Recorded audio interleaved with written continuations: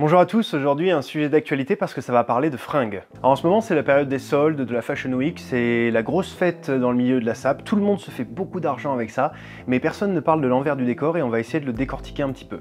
Alors pourtant, il faut savoir un truc, c'est que l'industrie du textile, elle représente entre 3 et 10% de l'émission de CO2 mondiale. On n'est pas bien sûr du chiffre exact au niveau des émissions de CO2, mais ce qu'on sait, c'est qu'il y a à peu près 100 millions de tonnes de vêtements qui sont produites chaque année, et que chaque foyer dispose d'environ, en moyenne, 114 € de vêtements jamais portés. Bon alors quoi qu'il en soit, c'est des chiffres qui sont énormes et qui placent l'industrie de la fringue comme deuxième grand pollueur mondial derrière l'industrie du pétrole. Donc tout ce qui est marée noire, réchauffement, toutes ces choses-là, au final, on se rend compte qu'il n'y a pas que la bagnole, il y a aussi le pétrole et il y a aussi l'industrie du textile et du vêtement que vous portez tous les jours sur vous. Et pourtant, la vérité, c'est que tout le monde s'en fout parce que, en fait, acheter des fringues, acheter des vêtements, c'est pas vu comme quelque chose de polluant ou de destructeur en aucune manière. Alors que pourtant, si je veux vous balancer un petit chiffre, produire un t-shirt lambda de grande marque, j'entends, ça représente en consommation d'eau environ 70 douches. 70 douches, c'est plus de 2 mois de douche. Donc à partir de là, tu fais le calcul avec toute ta garde-robe et tout ce que tu as comme t-shirt à l'intérieur de ton armoire et tu as vite fait un calcul assez effrayant. Et encore, le t-shirt, c'est pas le pire. Le pire, ce serait plutôt le jean. Un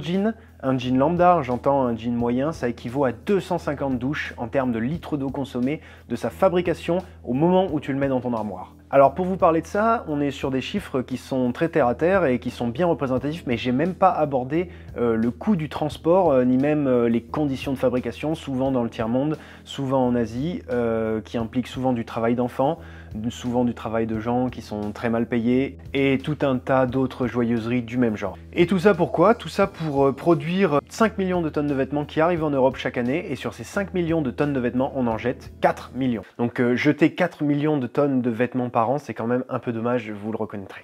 Voilà, ce que j'aimerais aborder dans cette vidéo, c'est 2-3 techniques, 2-3 manières de consommer les vêtements qui s'avéreraient un petit peu plus respectueuses de l'environnement que notre manière actuelle de le faire, qui est, comme je viens de vous le montrer par les chiffres, super destructrice et dont on ne sait quasiment rien. Premièrement, la friperie. Premier avantage de la friperie, c'est pas cher. En tout cas, c'est beaucoup moins cher en général qu'acheter un vêtement dans un magasin lambda.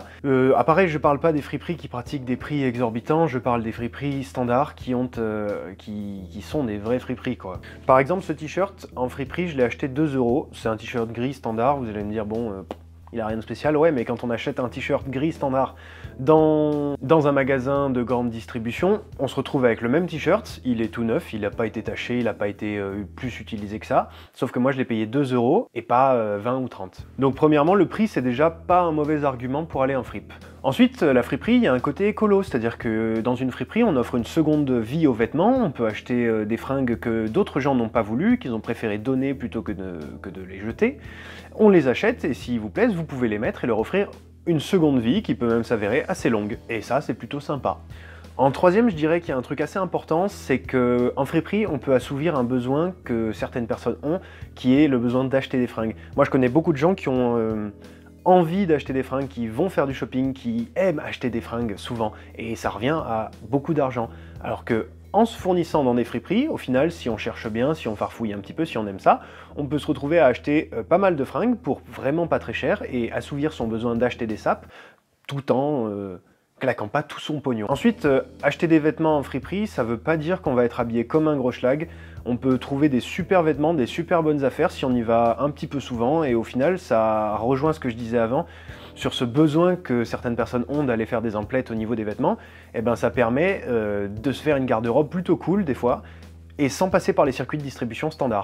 Voilà, alors je fais juste une petite pause de quelques secondes pour vous présenter rapidement quelques fringues que j'ai pu avoir en fripe. Le but, c'est pas de vous faire l'étalage de tout ce que j'ai pu y acheter, mais c'est plutôt de vous faire réaliser que pour pas très cher, il y a un moyen de trouver des trucs vraiment très sympas dans des friperies, donc je vous encourage à y aller et à voir par vous-même.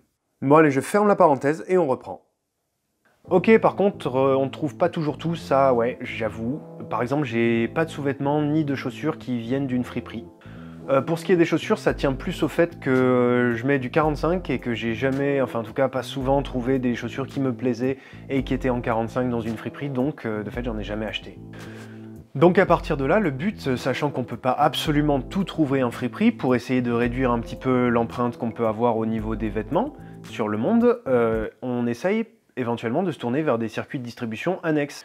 Par exemple, pour les chaussures, il y a certaines applications sur mobile qui permettent de revendre ce qu'on a utilisé et ce qu'on veut plus ou ce qui nous va pas par exemple, et qui permettent de ne pas tout jeter en fait, de pouvoir racheter des choses que les gens n'ont pas forcément portées ou des fois qu'ils ont très peu portées et qu'ils revendent sur internet. Secondement, ce qu'on peut faire, c'est essayer d'éviter au maximum de renvoyer les commandes de ce qu'on vient d'acheter sur internet. Pourquoi je dis ça? Parce que bien souvent, quand on vient d'acheter plein de trucs sur internet, plein de vêtements j'entends, et qu'on les reçoit, on les essaye et s'ils nous vont pas, on se dit bah, c'est pas grave, on les renvoie, l'envoi est gratuit et on en recommande à une taille en dessous. Sauf que bien souvent, ce qui se passe dans cette situation-là, c'est que les fringues que tu renvoies sur le site où tu les as achetées, elles vont coûter cher pour être reconditionnées et du coup l'entreprise qui te les a envoyées va pas les reconditionner mais va tout de suite les détruire parce que ça leur revient moins cher de faire ça que de se faire chier à les remballer, à les remettre en ligne et à les revendre. Ensuite, il faut savoir secondement qu'une grande partie de l'empreinte carbone d'un vêtement, elle est provoquée par son transport, un transport qui est souvent super long. Voilà, donc comme tu le sais, en général, les vêtements, c'est pas souvent produit en Europe, il y en a, mais ça représente pas la majorité des cas. Bien souvent, ça vient plutôt d'Asie, en particulier de Chine ou du sud-est asiatique. Le principe, c'est que les fibres qui constituent tes vêtements, elles sont produites quelque part, elles sont traitées ailleurs, elles sont ensuite envoyées à celui qui va les transformer en vêtements, envoyées ensuite dans les magasins en Europe, dispatchés partout sur le continent et vendus dans tous les magasins qui les distribuent.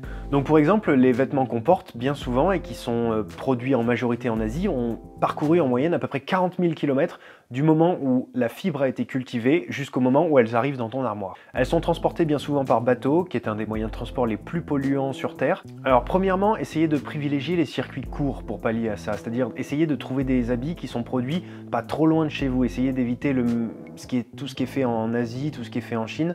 Essayez de privilégier au moins ce qui a été produit dans la mesure du possible sur votre continent parce que ça réduira le coût des transports et ça réduira l'empreinte écologique de votre vêtement. Ensuite, je vous conseillerais de vous diversifier, chercher dans les fripes, chercher sur internet, sur les sites de revente entre particuliers, cherchez aussi dans les Emmaüs, n'oubliez pas les Emmaüs parce que déjà premièrement d'acheter là-bas ça représente une bonne action et secondement ils croulent sous les habits, on leur en donne énormément chaque année, ils savent pas quoi en faire et on a souvent même de belles surprises en cherchant des vêtements dans des Emmaüs.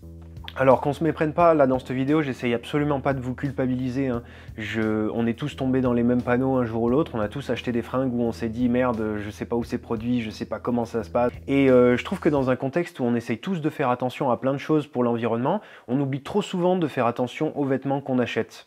Alors en procédant de cette manière, le but c'est d'acheter des vêtements de manière un petit peu plus éco-responsable. Et ce qui est cool, c'est que ça permet de diminuer drastiquement son empreinte carbone au niveau des vêtements qu'on achète. Une empreinte carbone qu'on oublie trop souvent de prendre en compte quand on parle d'environnement. Alors je sais que c'est super dur de changer ses habitudes, je sais, parce que c'est pour tout le monde pareil.